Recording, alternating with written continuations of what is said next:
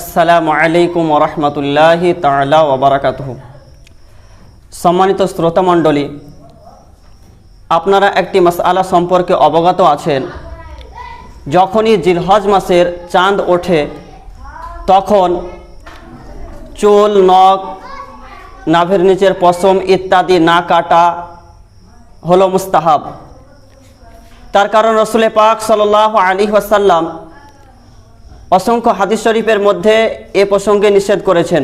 মিশকাত শরীফ সহ, আপনার ইবনে মাজাহ শরীফ, নাসাই শরীফ সহ হাদিস বর্ণিত রয়েছে। রাসূল পাক সাল্লাল্লাহু আলাইহি ওয়াসাল্লাম বলেছেন, তোমাদের মধ্যে যেই ব্যক্তি কুরবানি করার নিয়াত করবে সে যেন জিলহজ মাসের চাঁদ ওঠার পরে নিজের নখ, নাভির নিচের পশম ইত্যাদি না কাটে। কিন্তু বর্তমান সময় আমরা মানুষ, আমাদের সমাজে কিছু মানুষ এই হুকুমটাকে ফরজ এবং ওয়াজিব মনে করছি, যে এটা না কাটা আবশ্যিক, ফরজ। যদি কেউ কেটে নেয় তো তার গুনাহ হয়ে যাবে। যদি কোনো ব্যক্তি এটার উপর আমল না করে তাকে আমরা অনেক সময় খারাপ মন্তব্য করে থাকি, যে তুই কোরবানি দিচ্ছিস তারপরেও কেন তুমি তোমার নখ, তোমার চুল কাটছো। তো আমাদেরকে মনে রাখতে হবে এই হুকুমটা হলো মুস্তাহাব হুকুম। যেমনটা আপনার আল্লামা আহমদ ইয়ার খান নাইমি তিনার কিতাব মিরাতুল মানাজির শারহ মিশকাতুল মাসাবির মধ্যে লিপিবদ্ধ করেছেন, যে যেই ধনী ব্যক্তি ওয়াজিব হিসাবে কুরবানি দেবে এবং কোনো দরিদ্র ব্যক্তি নফল হিসাবে কুরবানি করবে সে যেন নিজের চুল ইত্যাদি না কাটে। এটা হলো মুস্তাহাব, ওয়াজিব বা আবশ্যিক নয়।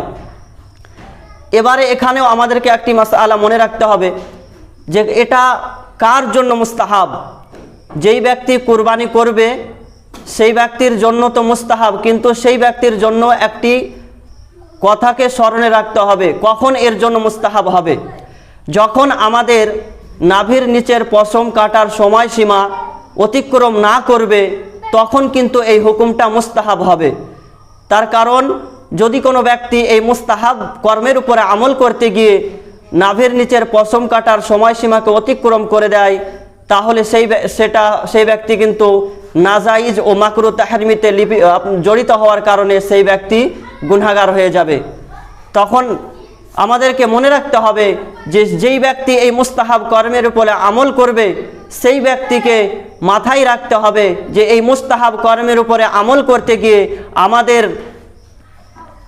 এই মাকরুহ তাহরিমি বা নাজাইজ কাজ যেন জড়িত না হয়ে যায়। উদাহরণস্বরূপ, কোনো ব্যক্তি জিলহজ মাসের প্রথম তারিখে যদি তার নাভির নিচের পশম কাটার সময়সীমা 31 দিন হয়ে যায়, তো এবারে সেই ব্যক্তি যদি আরও 10 দিন সেটাকে না কাটে তো সেটা তার 41 দিন হয়ে যাবে।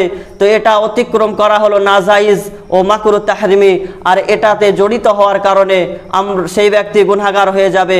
অতএব মুস্তাহাব কর্মের উপরে আমল করতে গিয়ে সেই ব্যক্তি যেন মাকরুহ তাহরিমিতে জড়িত হয়ে সেই ব্যক্তি যেন গুনাহগার না হয়ে যায়, সেই দিকেও আমাদেরকে লক্ষ্য রাখতে হবে।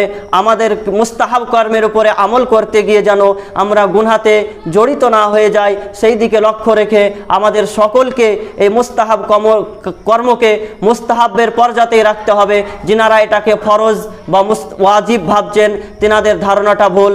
এই চুল না কাটা, নখ ইত্যাদি না কাটা এটা হলো মুস্তাহাব কাজ। যদি না কাটেন নেকি পাবেন, যদি কোনো ব্যক্তি কেটে নেয় তো সেই ব্যক্তির কোনো গুনাহ হবে না, সেই ব্যক্তিকে আমরা খারাপ মন্তব্য করতে পারবো না, সেই ব্যক্তিকে আমরা কোনো খারাপ কথা বলতে পারবো না। আমাদের সকলকে মনে রাখতে হবে আমরা যেন এই হুকুমটার উপরে সঠিকভাবে আমল করতে পারি। আল্লাহ পাক রব্বুল আলামিন যেন তৌফিক ও রাফিক দান করেন। আমিন। আসসালামু আলাইকুম ওয়া রাহমাতুল্লাহি ওয়া বারাকাতুহু।